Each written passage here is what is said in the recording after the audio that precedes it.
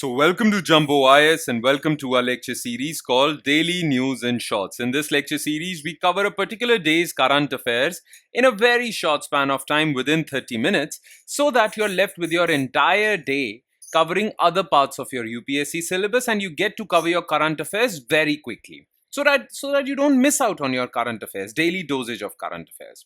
Now, just watching this lecture would be job half done, as I say this every time in the beginning of the lecture.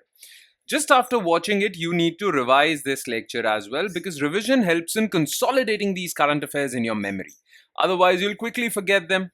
Therefore, you need to revise them on a daily basis every time. Now, you can revise these current affairs from the notes provided by us, and these notes are shared on our Telegram channel. The link to our Telegram channel is provided in the comment section below this video. You just have to click on that link. It'll take you to our Telegram platform, and from there you can download the notes and do the necessary revision. Alright, let's begin today's discussion. But first, let's take a look at the list of topics that we shall cover today. So in total, we'll be focusing on these 5 topics. Number 1 among them is India's first ever indigenously built laser-directed energy weapon. It is a laser weapon to target aerial enemy targets. Okay, to target drones, aircrafts. So we will destroy these enemy drones and aircrafts through laser. This is India's first ever weapon, such weapon, laser weapon. And India has joined the elite club of countries which possess this weapon. USA, China, Russia, and now India. So we'll talk about this. Then recently, Central Electricity Authority has launched Stellar Portal or platform for basically resource management of power generation. Okay, it is a very important platform with respect to electricity policy planning. So what is this platform? We will talk about this. Then recently there was this article that featured in the newspaper with respect to traditional seed conservation. Traditional seeds, very old, centuries old traditional seeds which are being ignored these days in favor of hybrid varieties, high yielding varieties. Okay, high yielding seed varieties, hybrid varieties. But because of extra usage of these hybrid varieties, we are ignoring traditional seed varieties, okay, which is really bad for overall agricultural sustainability. So why are traditional seeds important for sustainable agriculture? We'll talk about this. Then recently some scientists from Bangalore actually launched their first automated bat monitoring system. This is very important for monitoring and researching bats. So we'll talk about this very quickly. And again, very quickly, we'll talk about SARAS Mk-II civilian aircraft that was manufactured by India indigenously. Generally, we import civilian aircrafts, but India wants to become a manufacturing hub of civilian aircrafts, right? So for that reason, we have launched, or we have basically, we are working on our own civilian aircrafts, okay? So that India can become Atmanirbhar, self-reliant when it comes to civilian aircraft manufacturing. So we'll talk about this again very quickly, okay? So these are the 5 topics. Let's start discussing them one by one, starting with India's laser-directed energy weapon. So, for the first time, India has showcased its capability to shoot down fixed-wing aircraft, missiles, and swarm drones, basically drones in a group, okay, using a 30 kilowatt laser-based weapon system, okay. Now, through this, India has joined the elite club of US, China, and Russia because only US, China, and Russia have these laser weapons, and now India also has laser weapons to destroy aerial targets. Okay, now the biggest advantage of laser weapons is that the thing is, if you really want to destroy aerial enemy targets, you use missiles. But missiles are expensive. Okay, with each missile that you use to shoot down an aerial target, well, it costs a lot of money. But if you use lasers, they are very low cost. Plus, they do not do a lot of collateral damage as well. They use precise laser targeting and they destroy aerial target. Okay. Now, this weapon in India was developed by Center for High Energy System and Sciences, CHESS, Hyderabad, under DRDO. Okay. And this laser weapon system, which is also known as Directed Energy Weapon, DEW, okay, Its land version was developed by Chess and it was recently tested at Kurnool, Andhra Pradesh. Okay, now about this weapon. So about DEW Mk-II. Okay, it is a vehicle mounted weapon system that uses directed energy or lasers to neutralize aerial threats such as drones, missiles, and sensors, and aircrafts also. Now, targets are tracked and located using a radar or an inbuilt electro-optic system which basically locates the aerial targets, enemy aerial targets. Okay. Now the laser is fired using a 30 kilowatt laser generator. Okay. This is all you need to know about this weapon, directed energy weapon Mk-II. A stands for aerial. Okay. Now, what are the benefits that are going to accrue to India by joining this elite club of countries that possess these laser weapons? Okay, so the benefits. So, first of all, India will get a strategic advantage because now India will also have this weapon. It places India alongside US, China, and Russia in possessing advanced laser DEW capabilities. Then, it would destroy enemy assets. So, whenever any country chooses to attack India using aerial invasion, well, India can just fire these low cost laser beams which travel at the speed of light. So very quickly you'll be able to destroy enemy targets. Okay. Then precision strike. You can precisely hit at the enemy drone. Okay. This will be a force multiplier for armed forces because armed forces already possess so many weapons. This would be an addition and would multiply the force, the capability of armed forces.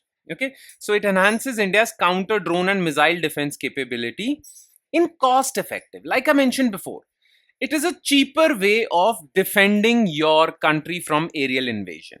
Okay, it is quite cost effective. Like I said, firing a cost is only a few liters of petrol, significantly lower than missile defense systems. Plus, the reason is that India did not import or acquire this weapon from abroad. India manufactured it indigenously. So this would allow Atmanirbhar Bharat within defense in India. India wouldn't have to depend on any other country for these weapon systems. So this is a good development. All right, that's all you need to know as far as this topic is concerned. Now let's move on to second topic, which is stellar model by Central Electricity Authority. An indigenously developed integrated generation, transmission, storage, expansion planning model with demand response, a vital resource adequacy tool, has been launched by CEA. Now, what is a resource adequacy tool? You see, electricity, well, is first generated. All right. Then this electricity is transmitted through transmission power lines.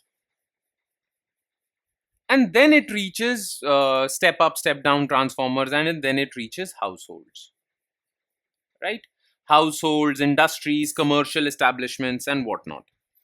Now, the thing is, for better electricity planning, you need to be aware of the power plants or the areas from which this electricity is generated, how much capacity those areas have, then from where it is transmitted, from which grid and it is being transmitted, and where it is being consumed. Now, if all the information regarding generation sites, transmission sites, consumption sites is available at one particular portal, that would really help policy planners plan electricity policy, right? Now, this portal or this one-stop solution or this one-stop center where all this information would be there is known as a resource adequacy tool. Okay, resources of electricity, generation and transmission electricity, whether they are adequate or not. Okay, resource adequacy tool. Clear? That is why it is said integrated generation, transmission, and where the electricity is stored. Okay, all this information would be available at this Stellar portal. Now, the reason why it is called Stellar is it has a full form, state-of-the-art, totally indigenously developed resource adequacy model. The purpose is very simple: to assist the states in carrying out a comprehensive resource adequacy plan. Okay, if states are aware of the information regarding how much electricity power plants they have, how much electricity generation capacity they have, how much transmission capacity they have. They could plan their future policy in a better way, because now they'll know. Let's suppose, for example, states get to know that their demand for electricity is 100 gigawatt, but their generation capacity is 60 gigawatt. So they need to add more power plants, right? I'm giving you a very simplistic example, but this is what this resource adequacy tool would give these states, so that they can create plans for transmission resources, generation resources, consumption areas. Okay, now these resource adequacy plans shall be prepared by the states using this tool as per the guidelines released by Ministry of Power. Okay, that is the advantage of this. Now, more about Stellar. It was developed by Central Electricity Authority, which we have covered, in collaboration with the Lantau Group and supported by Asian Development Bank. So remember this piece of information. It simulates real-time power system operations with load flow, ramp rates, unit constraints, and all that. It allows integrated planning through model generation. So it will create models, future demand models and whatnot. Transmission, storage expansion, and demand side. It will also create models for future prediction of demand. That right now, electricity demanded is, let's suppose, 100 gigawatt, but during peak summers, it's going to reach 120 gigawatts. So these projections are going to be made so that states plan better, right? So this is a very good development. Now, benefits, very simple. If you are aware of the electricity resource situation well in advance, well, then that would basically allow you to plan better. So whenever there is peak demand for electricity, you are already prepared for it. This would lead to zero load shedding, assures uninterrupted electricity supply, okay, with the right size capacity. And why you have right size capacity? Because you were aware of the electricity demand well in advance. Then cost efficient power enables least cost planning while incorporating storage and renewable integration, okay, renewable energy integration, strategic storage planning, policy, technology synergy, Atmanirbhar Bharat in energy technology. So all these are benefits of this stellar model. Okay, you can quote this stellar model in your mains answers as well. This is a very good development. This is the way through which technology or digital technology can help better power resource management. Okay, now let's talk about the third news item, which is traditional seed conservation. So at a time when extreme weather events are threatening food production, we all know that agriculture is being threatened by climate shocks, right? Sometimes a flood-like situation appears, sometimes drought-like situation appears, sometimes winds blow really fast. Okay, so these are the climate shocks, and these climate shocks are becoming more and more frequent with climate change. Now, at a time when extreme weather events are rampant, they are threatening agriculture and by extension, food security or food production. Now, it has been, there is a consensus among cultural scientists that traditional seed varieties are more capable of absorbing these climate shocks without reduction in productivity. Okay, traditional seed varieties that have grown in this climate, in this region for centuries, are more capable of absorbing these climate shocks. Okay, but the thing is that currently in India, most farmers and most government scientists also advise farmers to use hybrid varieties, because they think, and it is also true, these hybrid varieties provide higher yield. So there is extreme focus on these high yielding variety seeds of rice, wheat, hybrid yielding variety, high yielding variety, hybrid varieties. And therefore, because our focus on hybrid varieties has been there for many decades, traditional seed varieties have been largely ignored. Now, with the onset of climate change and extreme weather events, now agricultural scientists are saying that we need to go back to these traditional seed varieties because they are more capable of absorbing these climate shocks without harming food production. Okay, Plus, these traditional seed varieties, which have been the backbone of food security, is also a part of our country's rich agricultural heritage. Hybrid varieties are now being preferred over them, which are more dependent. Now, problem with hybrid varieties is that it's not just more vulnerable to climate shocks. Okay, it is also more resource dependent. Hybrid varieties require a lot of chemical fertilizers. It requires a lot of water, pesticides. So, because these varieties require a lot of inputs, it also increases the cost of farming for farmers. And that is again a problem. Whereas in case of traditional seed varieties, they don't require that much chemical fertilizers, they don't require that much water. They basically allow for low cost farming. It helps the farmers. Plus, they're also more resilient to climate disasters, weather disasters, natural disasters. Okay, now about traditional seeds, these are indigenous. They are also called heirloom, indigenous, or desi seeds. These are native crop varieties that have been naturally cultivated, saved by farmers, and then replanted again and again, okay, for centuries. These seeds have adapted to local soil, climate, and pests over centuries. That is why these seeds are resistant to any pest attack naturally. Okay, they are resistant to climate shocks, they are resistant to any decline in soil fertility. They are naturally resistant to droughts, floods, and diseases. Now, these traditional seeds also have one more advantage. They require minimal chemical fertilizers, pesticides, and irrigation. Therefore, we need to go back to these traditional seeds. Okay, we need to go back to them because they have a lot of benefits. What are those benefits? First of all, low input dependency. Like I mentioned before, very little amount of chemical inputs are required. Desi cotton uses 70% less water than BT cotton, and BT cotton is being grown. I mean, more than 90% of cotton that is grown in India is BT cotton. But desi cotton requires less water. It is more beneficial for farmers. Now, traditional seed varieties also preserve biodiversity. They preserve the genetic wealth essential for food security. Okay, because the thing is that these desi local seed varieties have adapted themselves to the local climate. For example, Kerala's pokali rice, they can be grown in salty water as well, because Kerala is used to seawater intrusion. That is why we have all these lagoons, backwaters, right?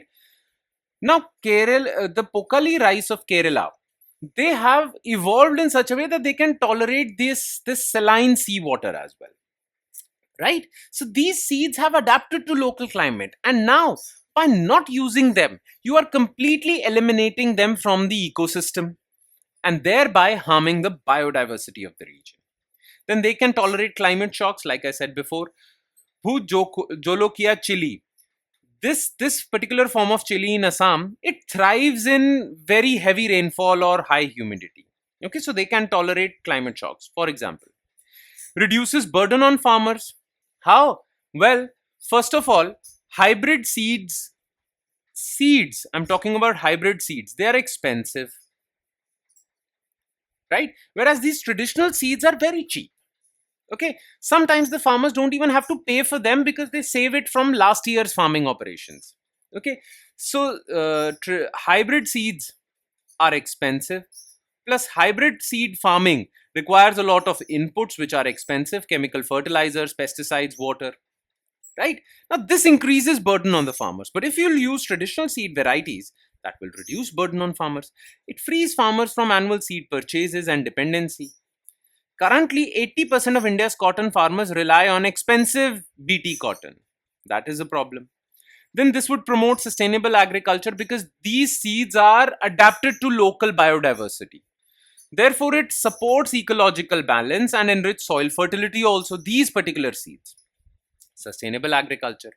Plus, some argue that traditional food seeds are richer in micronutrients, fiber, and antioxidants. For example, finger millet, ragi, has 3 times more calcium than milk.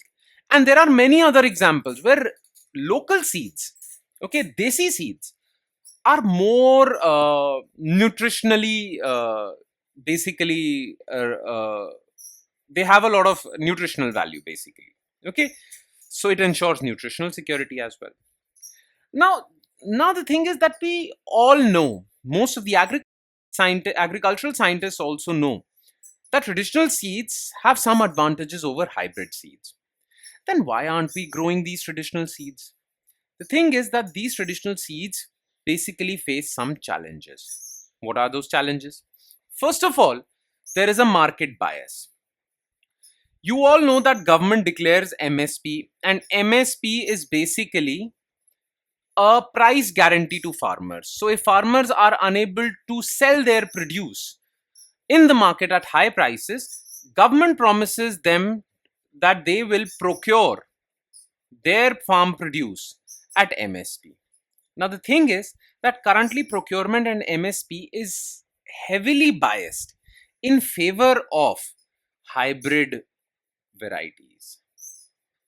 Only 6% of India's rice procurement is traditional varieties. Mostly hybrid varieties is there. Okay. Then there is little policy support. Most of the state subsidies, research and development investment in agricultural universities is towards hybrid seed varieties. Plus, there is not enough storage infrastructure for these traditional varieties. That is why most of the traditional varieties have now become extinct also.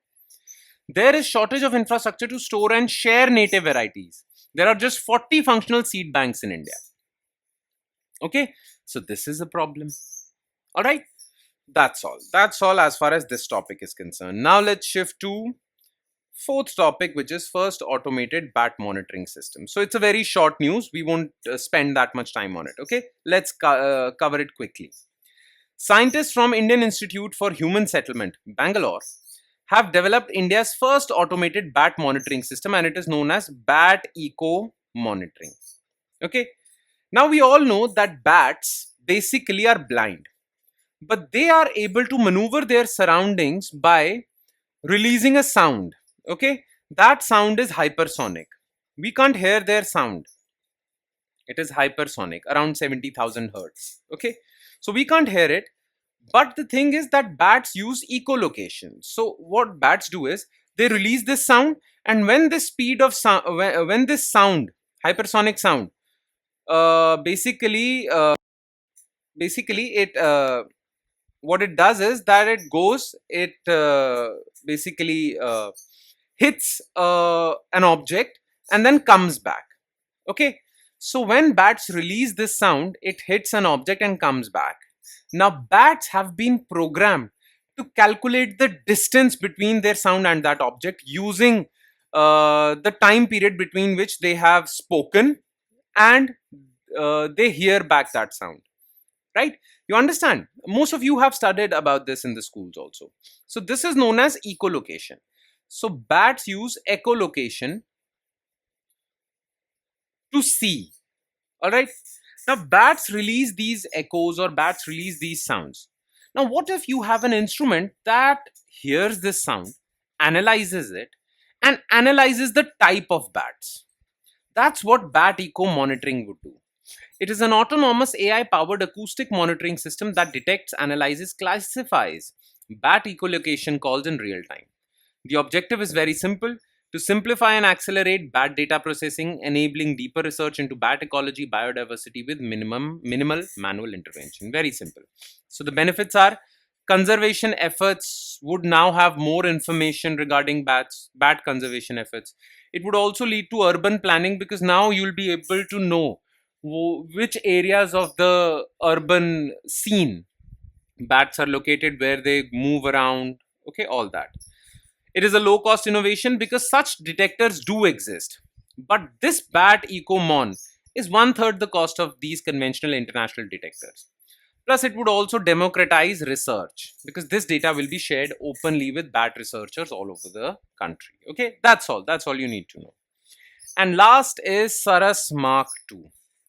So SARAS Mk-II is a 19-seater multi-purpose civilian aircraft designed to improve regional air travel across India with minimal airport infrastructure. So this is a smaller plane developed to provide regional air transport in low developed airports, okay, underdeveloped, underserved regions which do not have that much flight connectivity. Okay, that is why it is a 19-seater aircraft. Now this aircraft is not yet ready. It will be first test flight in 2027. It is developed by CSIR, Center for Scientific Industrial Research, National Aerospace Laboratories under Ministry of Science and Technology, with manufacturing support by HAL. The objectives, very simple. It will promote indigenous civilian aircraft manufacturing that would reduce import dependency. Okay, promote Atmanirbhar Bharat, and would also support UDAN scheme. UDAN scheme is a regional air connectivity scheme that would connect those areas which were earlier not connected to the air routes. Okay, regional connectivity scheme. Those areas which did not have access to air travel, there were not many airports around the region, those areas would be connected under UDAN scheme. It is also, the full form of UDAN is Ude Desh Ka Aam Nagrik. Okay, so SARAS Mk-II would help in that. And that would be all. That's all you need to know. You just have to remember this name, SARAS Mk-II, who is developing it, who is providing manufacturing support. That's it. Okay. And that would be all. With that, we conclude today's session. Thank you so much for watching, everyone. And I'm sure it has added value to your preparation. Now, please do not forget to revise this lecture, because like I said that in the beginning of this lecture, well, revision helps in consolidating these current affairs in your memory. So please do not forget to do that. On that note, I'll be signing off with the promise of seeing you again with another set of news items. Thank you, everyone.